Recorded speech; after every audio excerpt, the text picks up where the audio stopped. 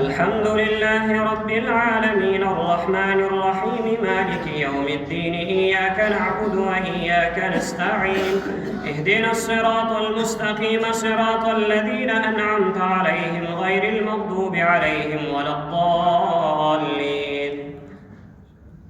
إذا زلزلت الأرض زلزالها وأخرجت الأرض أثقالها وقال الإنسان ما لها يومئذ تحدث أخبارها بأن ربك أوحى لها يومئذ يصدر الناس أشتاتا ليروا أعمالهم فمن يعمل مثقال ذرة خيرا يره ومن يعمل مثقال ذرة شرا يره. والعاديات ضبحا فالموريات قدحا فالمغيرات صبحا فأثرن به نقعا فوسطن به جمعا إن الإنسان لربه لكنود وإنه على ذلك لشهيد وإنه لحب الخير لشديد. أفلا يعلم إذا بعثر ما في القبور وحصل ما في الصدور إن ربهم بهم يومئذ لخبير.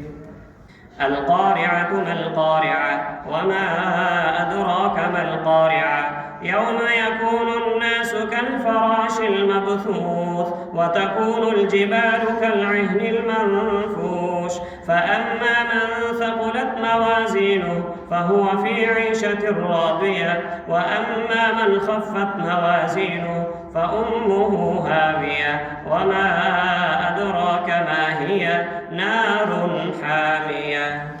الله أكبر.